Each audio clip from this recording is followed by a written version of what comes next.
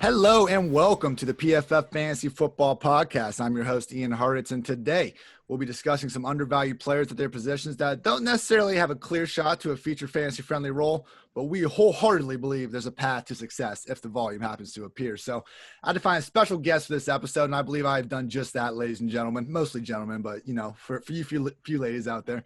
Some know him as that Ashton Villa guy on Twitter, others as the longtime host of the Rotoworld Football Podcast.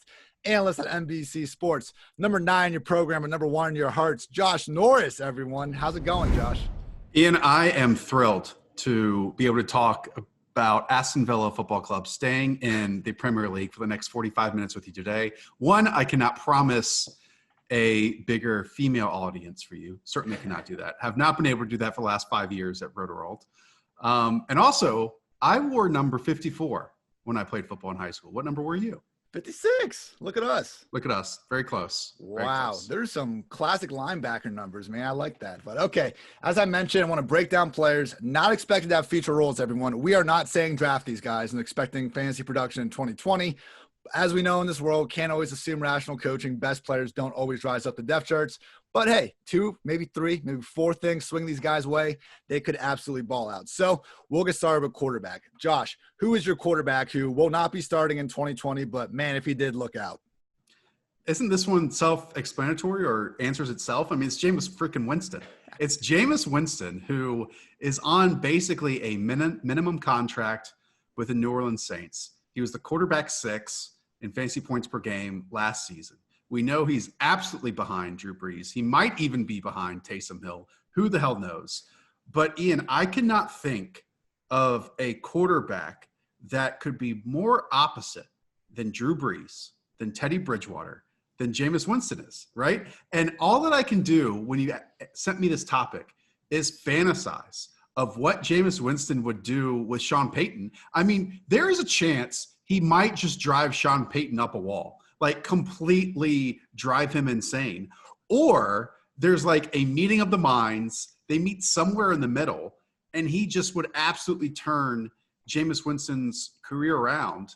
But, you know, this is a team that doesn't always take risks and take chances when throwing the football, and you insert someone like Jameis into that offense.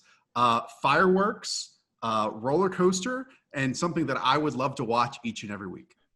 You got that right. Yeah, when Jameis went to Tampa, we were all so excited, and but maybe we should have taken a step back and been like, how much YOLO is too much YOLO for a quarterback like Jameis Winston? And I mean, the result, we had a ton of big time throws, ton of turnovers, obviously, but in Jameis's defense, this is not like it's the first time that, you know, a quarterback has gotten off to a rough start in the Bruce Arians offense. And at PFF, we have turnover worthy plays in a season. Going back to 2006, the top 3 years in turnover-worthy plays were Andrew Luck in his first year with Bruce Arians, Carson Palmer in his first year with Bruce Arians, and Jameis Winston in his first year with Bruce Arians. Okay, I mean, he has done too much for us to give on him yet. I mean, obviously, we got some big holes to fix, but if there's anyone that could do it, it seems like New Orleans would be the perfect place to fix those errors.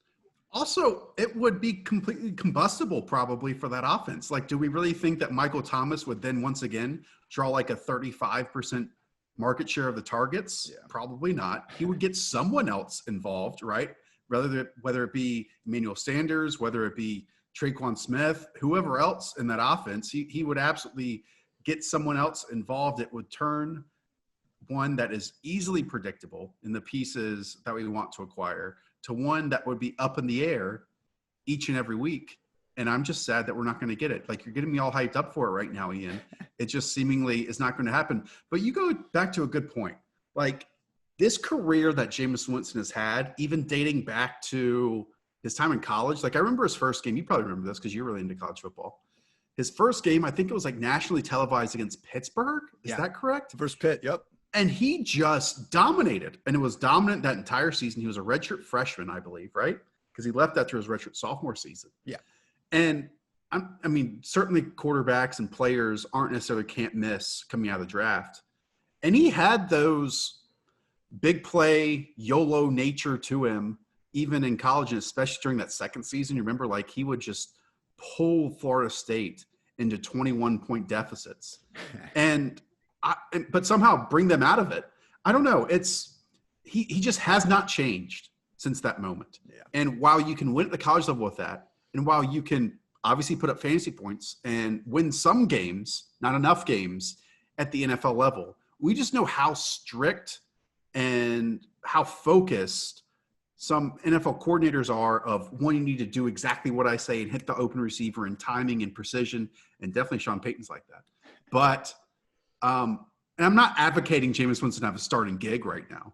But when you put, the talented quarterbacks across the map, I think he's absolutely someone you can win with, but he kind of goes into that spectrum, that area, that classification of, okay, game's on the line, 7 minutes ago or 3 minutes ago, you're down by 10 points. Is he really the one that you know what you're going to get out of him in that moment? Or you're 10 points up with 3 minutes ago? So I think that's where the determining factor comes into Jameis Winston landing in this situation. And hey, in Jameis's defense, it wouldn't be the wildest thing ever if a guy who needed LASIK and who needed, had severe shoulder problems at the end of the season, gets healthy, performs a little bit better. So I'm with you, man. I don't know if he should have a starting spot either, but the NFL would certainly be a more entertaining place if he did. So moving on. Yeah, moving on to my quarterback. I got you. I am looking at Mr. Nick Mullens, the San Francisco 49ers backup QB, who, he was a pretty big name in the 2018 season because we saw how bad C.J. Beathard was when he got his chance. Mullens came in, did some good football things, man. He helped beat Seattle in overtime, started 8 games, averaged 8.3 yards per attempt. I mean, the company he's actually in is silly if we just want to look at the efficiency metric. We've only had among rookie signal callers in the history of the league, at least 8 starts. These are the guys with more adjusted yards per attempt than Nick Mullens. Dak, RG3, Big Ben, Russell Wilson, and Dan freaking Marino. We got Nick Mullens on a list with multiple future Hall of Famers. This is going to be his 3rd year as Shanny. We saw him pop up again before the 2020 draft with the 49ers reportedly denying multiple trade offers for this guy.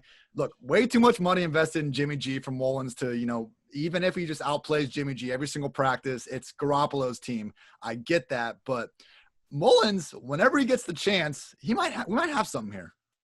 He's the type of quarterback that I can see Kyle Shanahan winning a handful of games with, like Sean Payton did last year with Teddy Bridgewater, right? Now, I do wonder, if he is a starter for all of last season, I mean, the 49ers, and I'm not the biggest Jimmy Garoppolo believer out there at all, but I don't think they win 13 games with him last year, But he is absolutely someone that you can get by with, and I'm not saying that that's in relation to his talent. I'm saying that that's in the genius of what Kyle Shanahan is.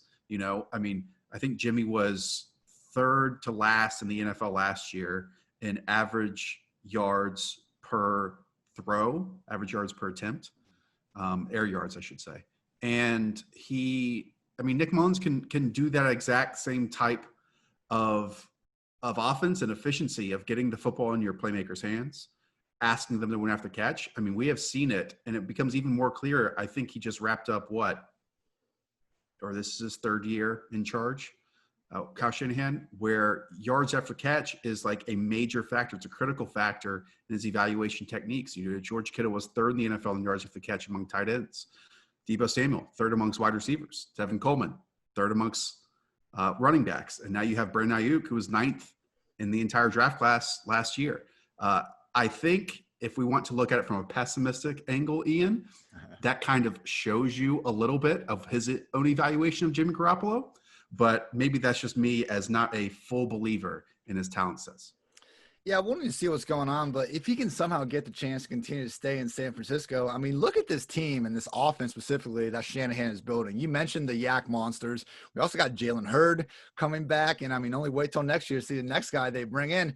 I've always kind of wondered with Yak, is it a stat, because we hear both sides of it. With A.J. Brown, it's, oh my gosh, this guy is so good after the catch, he has to regress. And then with someone like Calvin Ridley, it's, well, he's not that good after the catch, so he must not be that good. Which one is it, man? What do you kind of think when you see a college guy with great yards after the catch ability? Is that a sign of a great player, or is that something that you think is more schemed and created that way? I think it comes down to athleticism in a lot of ways.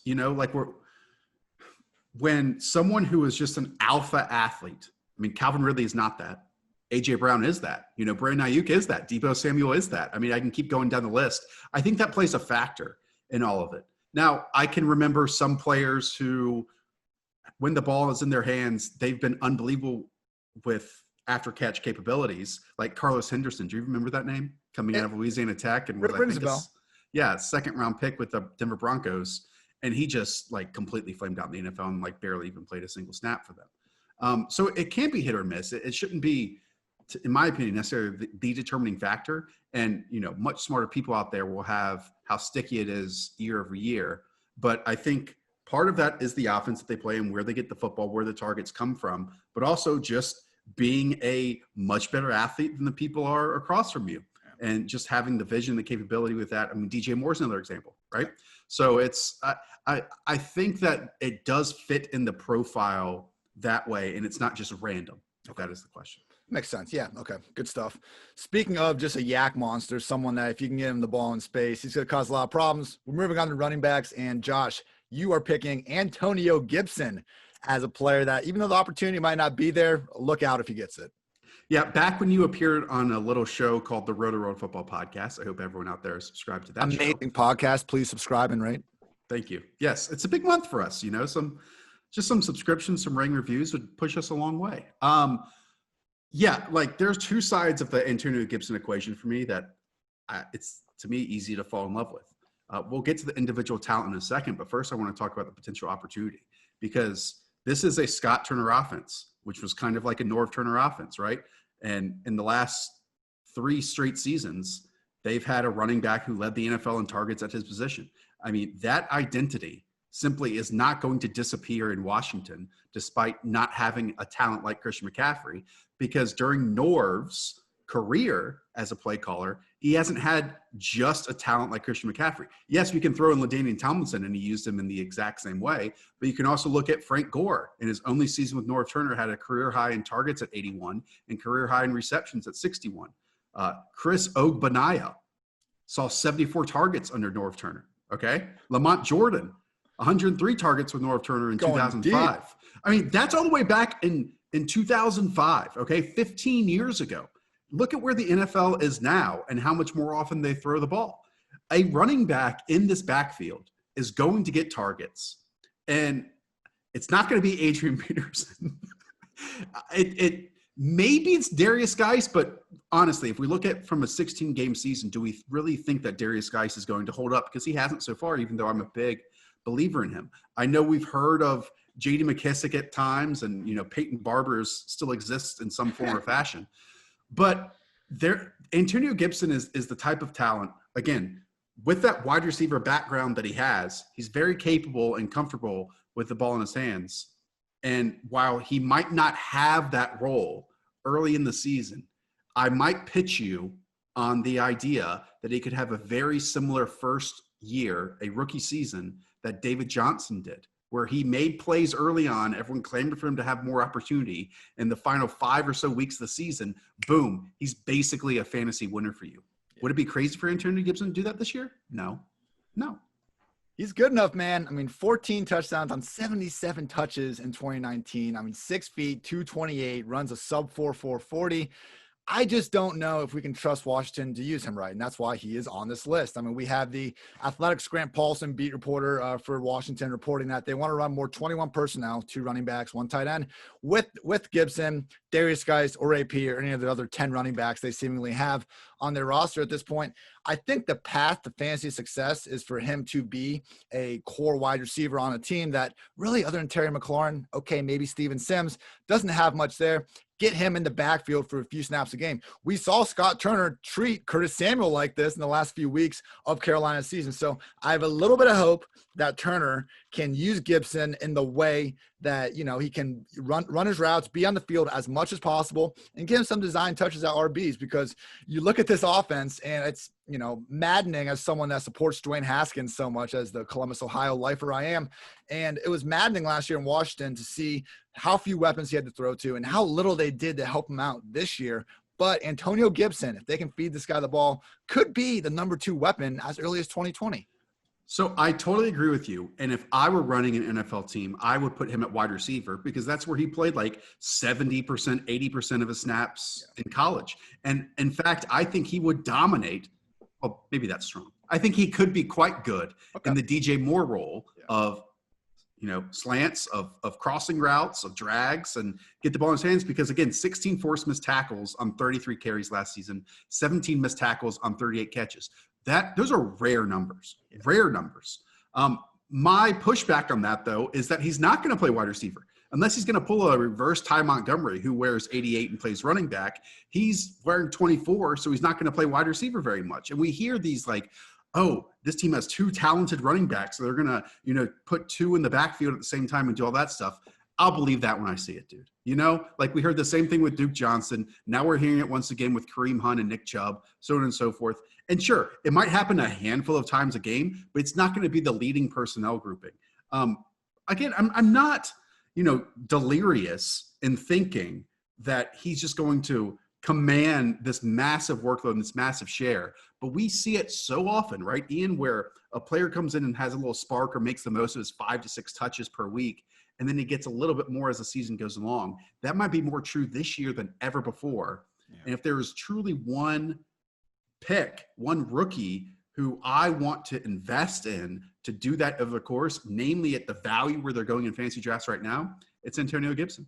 Yep. Great value. And, Roger Goodell, if you're listening, please, for the love of God, make Ty Montgomery change his number. I am so tired of that. One of my least favorite existing storylines of every NFL season. But all right, man, you mentioned my running back that I want to bring up next, and that is Mr. Duke Johnson, longtime member of #FreeDuke. You have not changed. I'm so glad to know that in the, month, 6 weeks that we no longer work together anymore, that you are still propelling Duke Johnson's name more than even Duke Johnson is propelling his own name out there in the stratosphere. Could not talk about a Texans game on the Rotoworld football podcast last year without myself bringing up Duke. But you know why I keep bringing up Duke? Because Duke Johnson is one of the best running backs on this planet. And because Hugh Jackson and Bill O'Brien have typecast him as a scat back, now seemingly the world believes that the U's all-time leading rusher isn't capable of working on 3 downs. Never mind that Duke has never missed a game in his NFL career. Never mind he's averaged more yards per carry, more yards or equal yards per target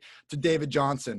He is younger than David. He has a higher body mass index than David. He is, by all accounts, a better option to be a 3-down running back than David Johnson in the year 2020. Now, David was traded in part for one of the franchise longtime favorite stars ever. Duke was not. Duke was only traded for a 3rd-round pick, and for some reason, they still brought in Carlos Hyde to take away a role that should have been Duke's the entire time. I'm bitter, man. Duke is just so good, and I feel like the lazy narratives that surround him are he's this scat back that can't handle the feature role. But as I said, man, he's never missed a game. Over the last 3 years, only Nick Chubb, Derrick Henry, and Josh Jacobs have averaged more yards after contact per attempt. You can pull up the, any stat you want about him running inside. He can do it all. Josh, why won't the NFL free Duke? Because once they pigeonhole a player, they're pigeonholed. It happens so frequently. I will tell you that if you want him on your fantasy team, it's very easy to do. I mean, he's going in the 13th round, earliest to 12th round in a lot of scenarios. It's not like, you're choosing him over wide receivers that are game changers for your team. Like Duke Johnson, again, he can be your running back 5 easily, running back 4 if you want him to be. And I think that there is a path for him to have considerable success. I mean, he's more talented than Carlos Hyde, and Carlos Hyde rushed for over 1,000 yards last season, like the quietest 1,000-yard season of all time, it feels like. And we know that David Johnson lately has not been the beacon of health. So if it happens, if the opportunity is there, maybe it opens up the second half of Duke Johnson's career to be exactly what you want it to be in Hartitz. Things, again, and the point of this podcast, do have to break in order for that to happen.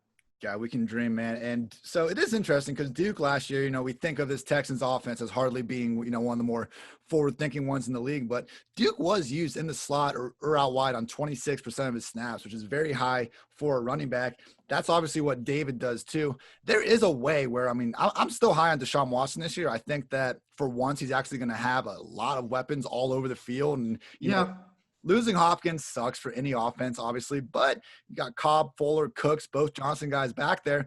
They could do some good things. I guess my last question here, Josh, is if David goes down, like so many people think he will, and they all point to that one run David had against Tampa Bay where he looked like, he had a piano on his back. But even if he goes down, do we really think Duke's getting that 3-down role? Because I think Bill O'Brien is going to call Devontae Freeman. He's going to call whoever he needs to call to probably get an early down grinder in there. CJ Anderson, someone like that, I'm just highly intrigued to figure out who Tim Kelly is as a play caller, because it just hasn't been in Deshaun Watson's DNA to target running backs, right? I mean, Duke Johnson's coming off his lowest targets for a season in his career, I believe. And maybe Tim Kelly, like what Norv Turner did with Cam Newton during that 2018 season, forces him to get those layups, to hit those checks, right? And if he does that, then David Johnson's going to benefit and Duke Johnson's going to benefit. And, this team has just changed so much in a year that you can kind of, though, figure out what they want to be, in that they have Randall Cobb, who has the same exact average depth of target as DeAndre Hopkins did last year. So he fits that, short to intermediate area. Then you have just vertical playmakers with maybe the best vertical passer in the NFL in Brandon Cooks and Will Fuller.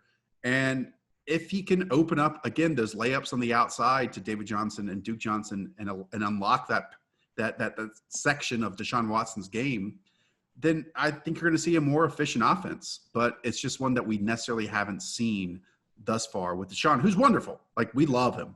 But I think it's absolutely fair to bring up negatives also when you talk about Deshaun Watson's game. Fair points all around. Another offense that we are projecting a little bit, haven't seen them together, is the Indianapolis Colts. New QB under center, Phillip Rivers. Looking like 3 wide receiver sets are going to be T.Y. Hilton as the wide receiver 1, but then we got Paris Campbell and some combination of probably Zach Pascal and Michael Pittman. Josh, talk to us about Paris Campbell. I mean, this offense is ready to roll. We know the offensive line is fantastic. We know T.Y. Hilton. We know that Phillip Rivers, if he carries anything in the later parts of his career, it's that he's going to get rid of the football and try to throw it downfield at all costs. Paris Campbell is someone that I think is truly being forgotten, and he's basically another rookie for this team. Just 7 games last year, just 18 receptions, 127 yards. He had hamstring injury, he had a hand injury, then he had a foot injury, yada, yada, yada. But we know that Rivers is coming out of the Chargers offense, where Keenan Allen was his number 1 target for years and years and years. And so many of those receptions were in the middle of the field between the numbers, right? Well, Paris Campbell, 16 of his 18 catches, tiny sample size, were between the numbers last season.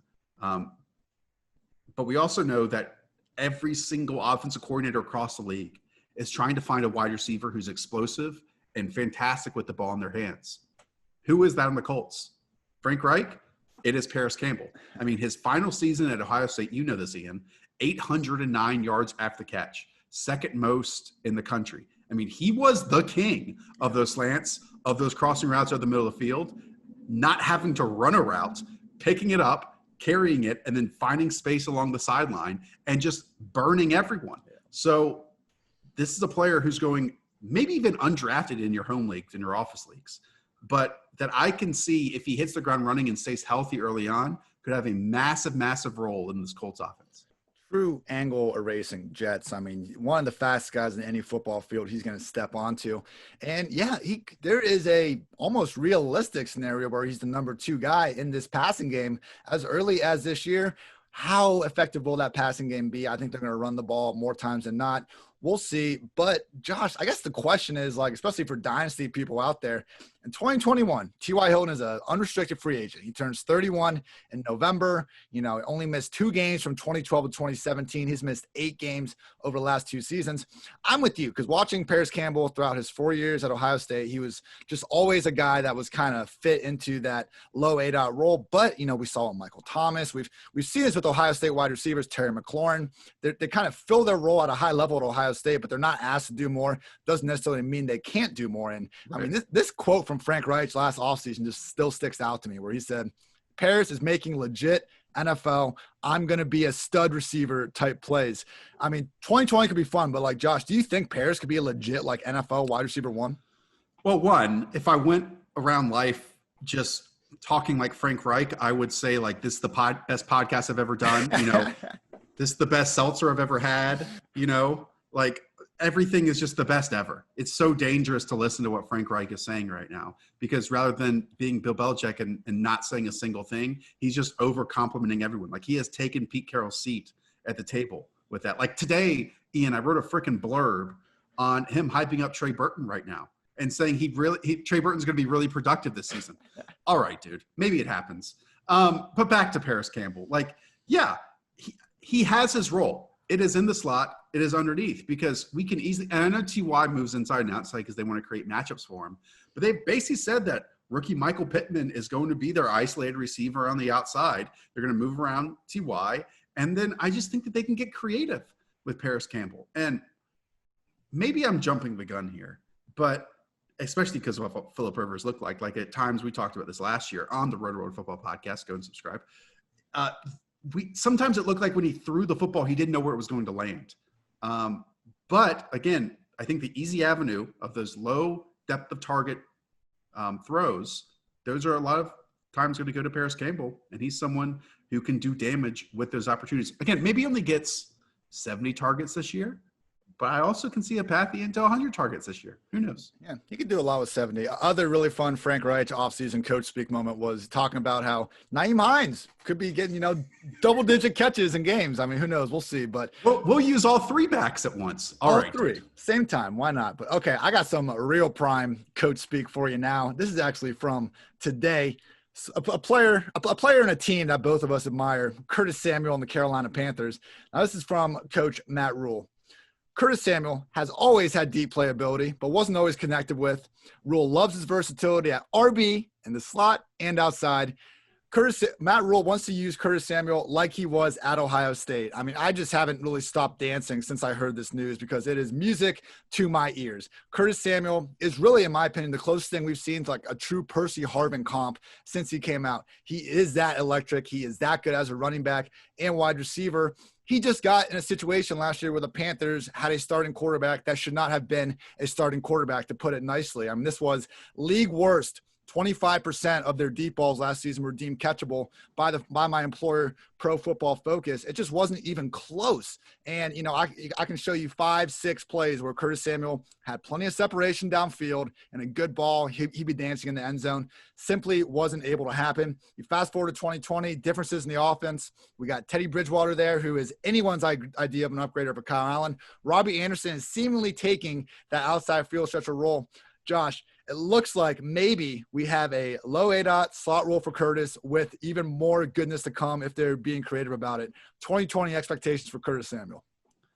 Two things. One, we know 2020 has been just an awful year, but maybe the lowest moment of 2019 was that 2-week span where Kyle Allen was considered the quarterback of the future for the Carolina Panthers. We were never on that trade, by the way.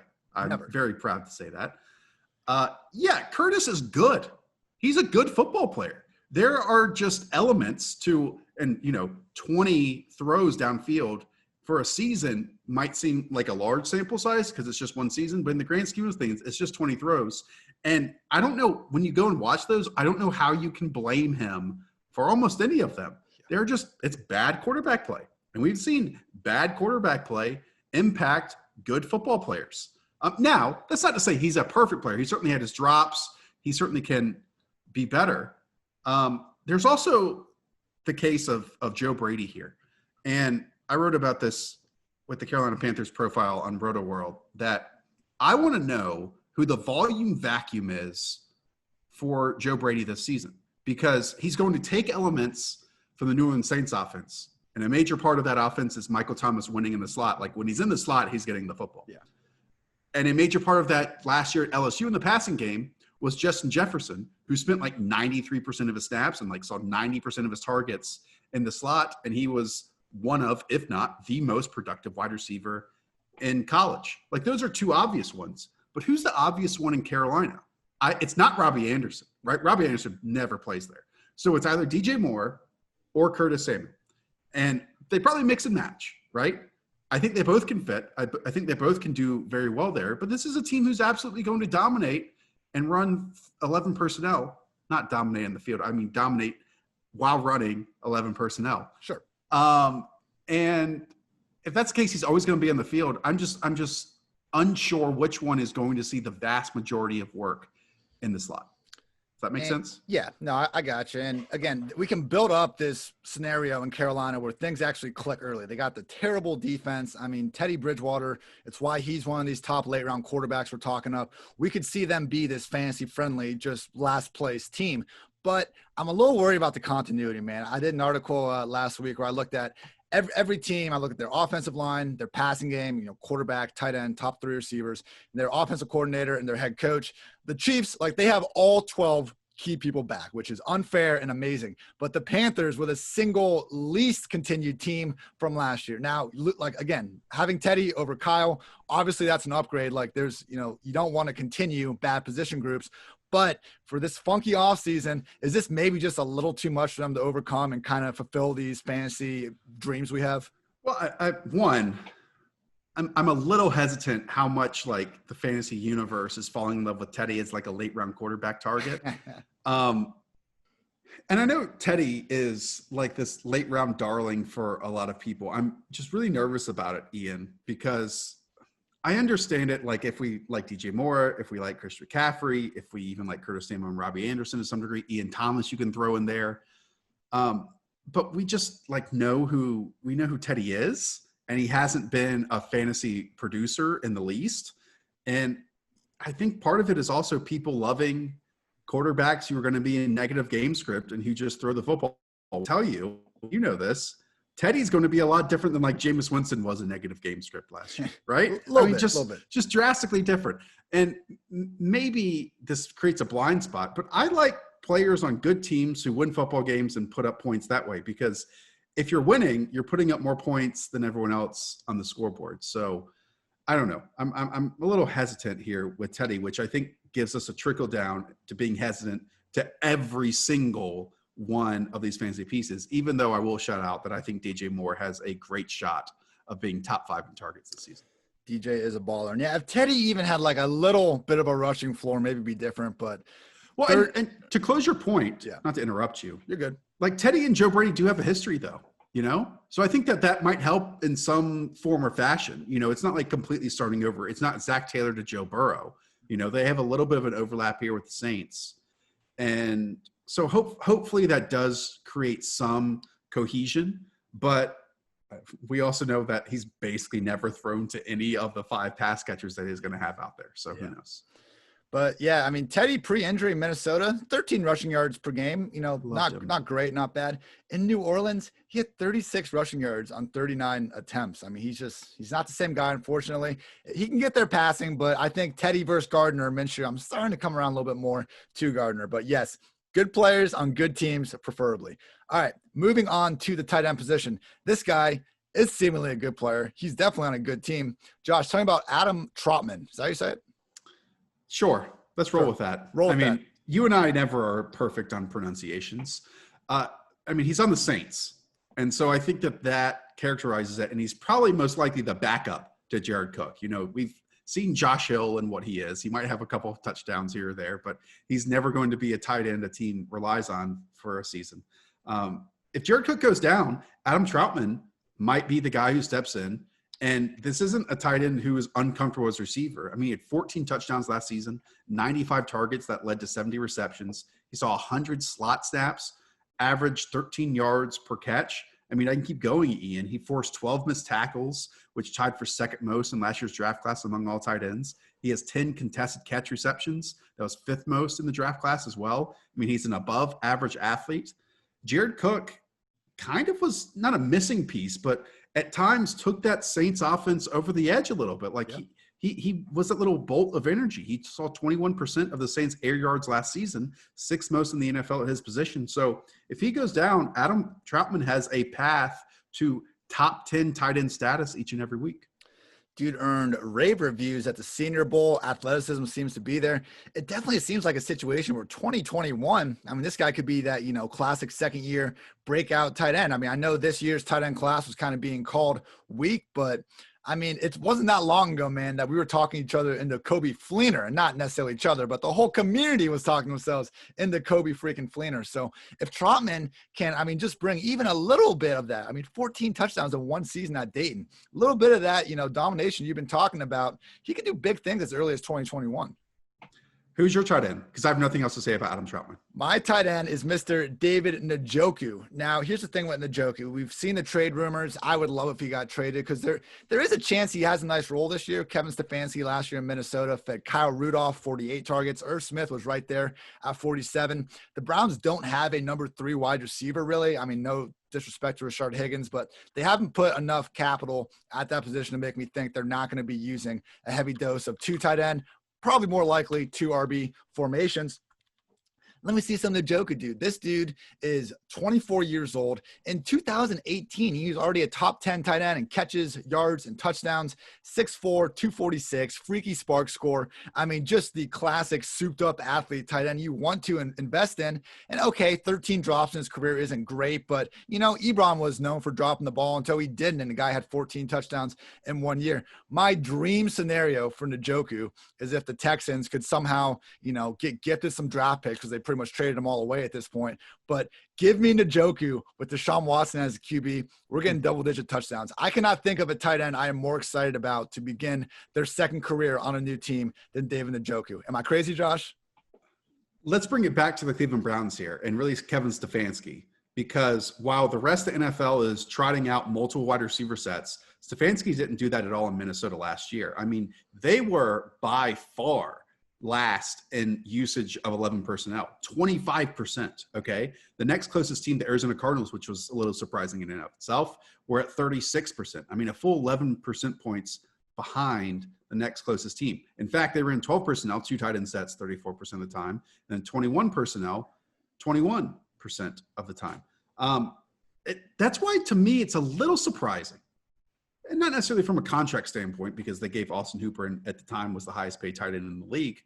That why David Njoku would like cause a little bit of a fit and want to ask for a trade, you know, because he's going to be used in that offense. Now, there is, and I don't have the numbers necessarily in front of me, there is a difference in 12 personnel usage where Minnesota used it 34% of the time and like Philadelphia used it 52% of the time, right? And for Philadelphia, that allowed them to have 2 fantasy relevant tight ends, right? A top 5 in Zach Ertz, and I think like a top 12 or 13 in Dallas Goedert. For Minnesota, I mean, it ended as Kyle Rudolph as like the tight end 20 and Irv Smith is like the tight end like 31, okay? So even if they're going to use 12 personnel like they did last year, that doesn't mean necessarily they're getting the type of volume that like the guys in Philly are getting. So it does concern me a little bit that even if he's going to trot out 2 tight ends, that 2 tight ends are going to be fantasy relevant there in Cleveland. Yeah, I just think it's a situation where a lot of people are going to look back on Njoku's season. Same kind of thing with Chris Herndon. Like, there wasn't a scenario last year where Njoku couldn't find his way on the field just because of his performance. And I mean, end of the season was weird coming back from that wrist injury. I mean, it's the type of injury that makes sense where you couldn't really come back if you weren't at 100% and, you know, be as involved as a blocker. But week 1 last season, 4 catches, 37 yards and a touchdown as an every down tight end. I mean, I just think Njoku, it's probably not going to be in Cleveland. They paid Hooper far too much money for that to happen, but just let this guy be an every down tight end and good things are going to happen. He 1,000% is of the model of the type of tight end that succeeds on a second team or a second contract. Like, yeah. I would never spend a first-round pick on tight ends right now in the NFL and the landscape it is, and probably not even round 2 picks. Like, I would much rather invest in late second day, I should say, third round, and third day picks who are athletes with upside, like your George Kittles, for example, like your Jonnu Smiths, and I can keep going down the list. I would just let the NFL evaluate these talents for me, because we see it is the slowest developing position in the NFL. And like so often, even like rare prospects who are complete, your TJ Hawkinsons, your OJ Howards, even, I mean, I can keep going further and further. They have their moments, but the consistency just isn't there. And I'm not writing off TJ Hawkinson yet at all, or Noah Fant, who you and I both love, both of those guys. But it's just not a position where you're going to get a lot out of them during their rookie contract. And David Njoku is that case right now, but we've seen so many of them just blossom with their second teams. I mean, Greg Olsen was traded. Yeah. Delaney Walker is another example. Eric Ebron is another example. Like, again, that list is quite long as well. So whatever his second stint is going to be is where I think David Njoku plays his best football. Yeah, I did a study looking at, when's that leap year come by position, by the amount of experience you've had in the league. And running back, second, third year, as you'd expect. Wide receiver, same thing. Also still saw guys in that fifth and sixth season, having just big time wide receiver one fantasy seasons. Quarterback and tight end, though, the most common occurrences were all guys with 10 plus years experience. Like, truly a funky position. You got to get all the snaps out there, got to get the targets. Hasn't been there for Njoku. Hopefully it will be in the future. So those are our lists. I'm going to read them over again real quick. Josh at QB had Jameis Winston. I had Nick Mullens. RB, we had Antonio Gibson and Duke Johnson. Wide receiver, we had the Ohio State boys, Paris Campbell and Curtis Samuel. And then finally at tight end, Josh had Adam Troutman. I had David Njoku. Josh, any honorable mention guys you want to, give a quick word to? I was going to cheat and throw Dallas Goedert there at tight end. I was looking over these lists and, Steven Sims might be an option in Washington as well. I'm just trying to find, it stood out to me when I was writing the Panthers preview for this year, just how much Scott Turner and Norv Turner threw the freaking football last year. It was a neutral pace. It was obviously when they were behind. And is it only going to be Terry McLaurin getting 132 targets this year? I would love that. But there's going to be someone else that receives some market share of volume over there. And finding out and figuring out who that is could be a real benefit if it is just one player. And, Steven Sims and Antonio Gibson, to me, are two really solid options.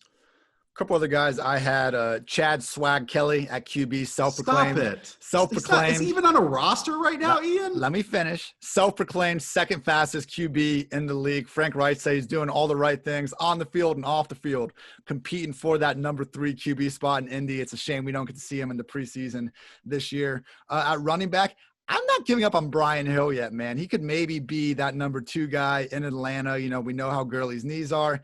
So there was even reports saying that Atlanta Falcons players thought Brian Hill should have gotten a legit chance to be the featured guy. Also RB/wide receiver, my guy, Cordero Patterson. Just give great players the ball. I'm not asking that much. Quickly, also wide receiver, Mike Williams with the Chargers, man. He's already had really good seasons, but to me, I know you love Keenan. Keenan's better than Mike. I'm not saying he's not, but let Mike be the undisputed number 1 wide receiver on a team. I think great things would happen. And finally, from the Cincinnati Bengals, some people hate contested catches. Oh my gosh. Why did you bring me in this podcast? They hate guys with a, huge wingspan. Auden Tate, people believe. I think you brought me on just for these last 3 minutes just to irritate me, because these are names that I heard on a weekly basis sitting in the newsroom at Rotoworld that I was just like, Ian, it's not happening. Give it up, dude. Save some of this energy for year 7 when you're doing this job. But you refuse. Like I keep saying, you are an extremely loyal person, and this goes to the players that you like as well. I'll throw out one more just so we don't end on a low note like the names you just mentioned. Malcolm Brown. Ooh. Malcolm Brown is someone I think who's being forgotten in the Rams backfield right now.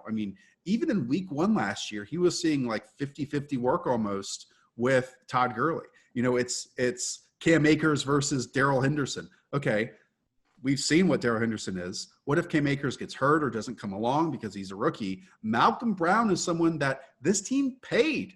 They signed the restricted free agent tender that another team gave him. And so if he gets an opportunity, I think he could absolutely lead this team in carries and rushing yards this season. Season started tomorrow. I think we'd have to line up Malcolm Brown and assume he is going to be their starting running back. Good call there, man. All right. Josh Norris is on Twitter at Josh Norris, JoshNorris. I got to spell out my last name all the time, so I thought I'd do you the favor. But Josh, man, awesome stuff. Thank you again for coming on. You got anything at Rotoworld you guys are working on you want to plug? Just the podcast. Please check out the podcast. I would really appreciate it. We've done live drafts. Ian even had a live draft. We Inside the Mind of Ian Hartitz. We do our favorite players every single month. I think I've talked about every single player 5 times this offseason already.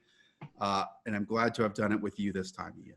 I like the YouTube setup you guys got going with the draft. You get Roto Patch, just incredible beard hair combo he's got going on. And then you got Hayden Winks with the, Gen Z lighting setup. I don't know what guy. Yeah, Hayden's going to start being a Twitch streamer, it looks like. And Pat still claims he is a doppelganger for Roger Federer at times. And so actually, I don't know if you know this name, Ian. You probably don't. But I was told in the comments that I am the male version of Brie Larson recently, which I would only take as a compliment. But it does make me question myself just a little bit because I don't see it at all. And maybe that's just what I'm producing and putting out for everyone else. So you're correct. I don't know who that is, but I appreciate all you folks over at Rotoworld. Also check out their draft guide, Just Hit magazines. You can read some stuff that I wrote for my former employer in there as well. So for Josh, I am Ian. Thank you all for listening. And until the next one, everyone, take care. Thanks for watching the PFF YouTube channel. And if you want to subscribe, all you have to do is push the button. Don't forget everything you get. A little fantasy, push the button. A little green line for the gambling aspects of the game, push the button. College football, push the button. The YouTube channel from PFF.